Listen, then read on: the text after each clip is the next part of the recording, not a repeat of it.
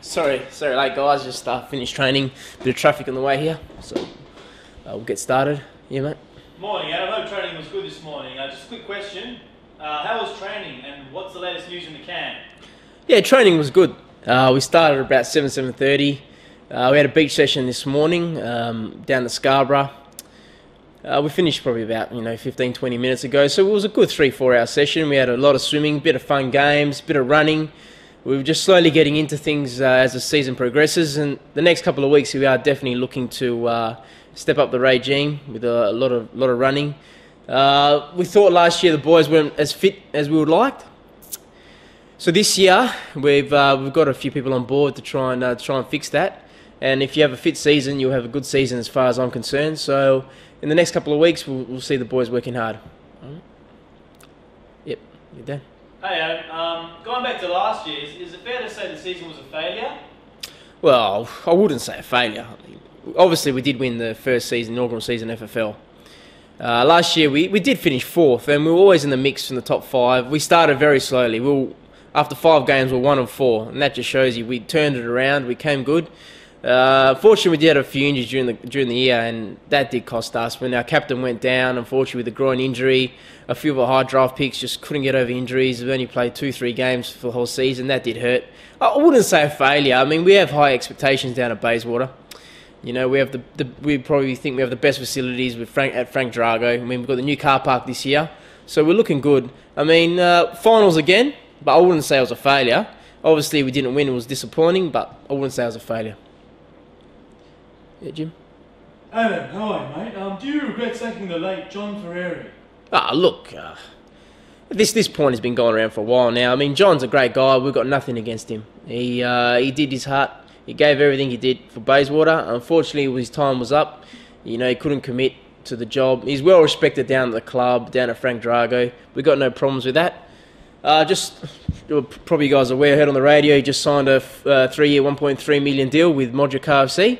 So that's a big contract. Good luck to him. Hopefully he does well this year. We've got no regrets. We've got no hatred between each other. We do catch up for beers every so forth. So all the best to him. But really, he just couldn't commit himself. So we just had to look for someone else. Yeah, mate. Yeah, mate.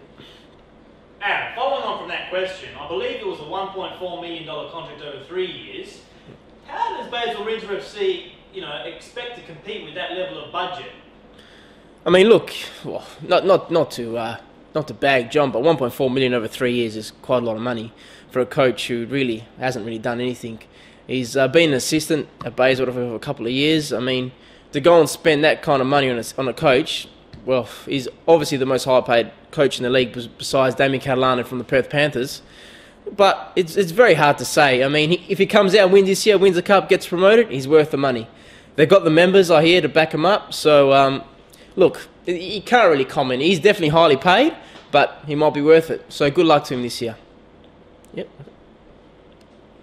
All right, Adam. I kind of wanted to bring up another topic on budget, but the question was more related to salary caps. Do you believe the salary cap rule should be implemented in the aflffl.com series? Well, this is another hot discussion. I mean, it was going to be introduced by the board. They thought it was the correct decision for the FFL to go forward in the future. There was a lot of problems. Went to court. There was a lot of legal counsels involved. It really got messy at the end. And the main person who brought this up, as you know now, has been kicked out of the FFL. So I really have nothing else to say about that. Unfortunately, it wasn't in place, but we keep moving on. The competition is still great. But, yeah, I would have loved the salary cap to be in, and so a few other clubs, but unfortunately, it just didn't happen. All right? Yeah, Don. 2 words for you, Adam. Dean Cox. Yeah. Dean is our captain. I mean, he's the figurehead of the club. He's been our captain for 2 years in a row. Our first draft pick for 2 years in a row. I mean, there's nothing else I can say. He had a lot of baggers last year. I mean, he got injured. A lot of people said, he's finished, but... End of the day, Dean Cox is a champion player. He's well loved at the club. I mean, he's got his own car park near the front there. You can't really comment. We're trying to pick him up again this year, hopefully. He was training this morning. He's got a bit of abdominal strain at the moment, but hopefully he can get over that and get back into full season. Yep. Adam, what do you make of the 8th pick in the draft? Well, it's something different for us this year. We've had pick one for the first 2 years. Now we've just out of the hat. We've been drafted pick 8. Obviously, the Swans, the Ablets, the Coreys, Bartels, even Cox, Gibbs, Selwells, they will probably be in the first 7 picks. It just all depends, really. I mean, last year there was a few surprises when Delidio, Luke Hodge being the top 7, but it all depends. You know, there's going to be some quality players around a pick 8. It's not the end of the world. We do also have an early pick in the second round, but we're looking to have not really our captain in the first round, but it all depends who's available at the time.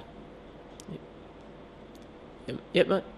Now, it's good to see you brought Michael Catalano in this year. Just a quick question: do you think he has what it takes, to follow in your footsteps here at the club?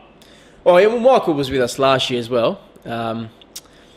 But yeah, no, look, Mick, he's well loved around the club. He has a proud history at Bayswater. He's been involved with the club for many years now. He was there at training this morning, setting up the cones, drinking up the water bottles, doing stuff like that, pumping the balls up. I mean, Mick is a great guy. He's got the proven track record. We think he's the right man for the job. He's signed on for another couple of years, so hopefully he stays with Bayswater Inter, and maybe one day might be the head coach of the club one day. Adam, what are the membership numbers like this year? Well, to be honest, mate, I don't really get involved with the membership side of things. Our communications and marketing department look after that. I believe members are up this year.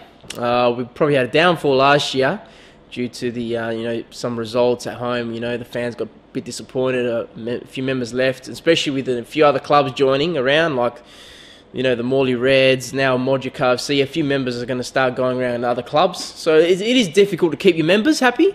But I think we have a strong base again this year. Obviously, we can't compete with the likes of the Perth Panthers and the Titans, who probably have the biggest support base in the league. But yeah, we should be good this year.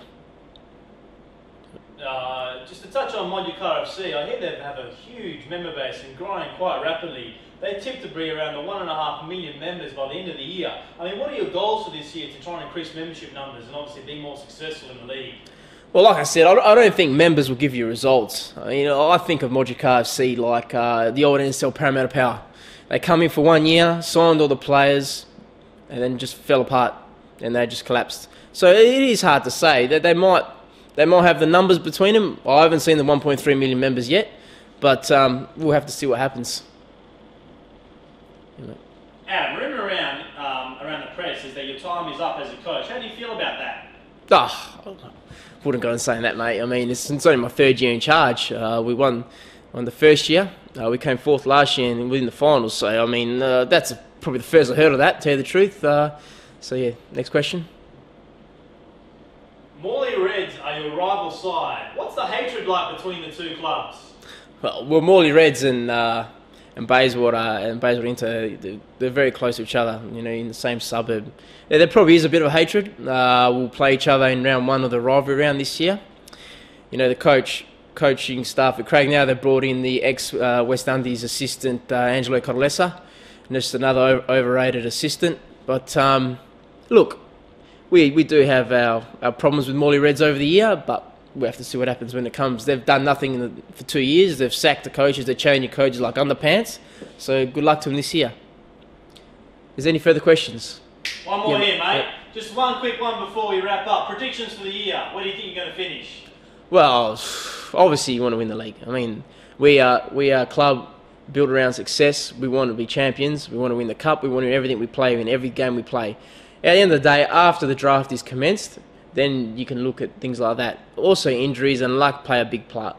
There's teams last year like the TS First 18, they big scores and they still lost, but just how it is. Okay, that's all. All right, thanks guys.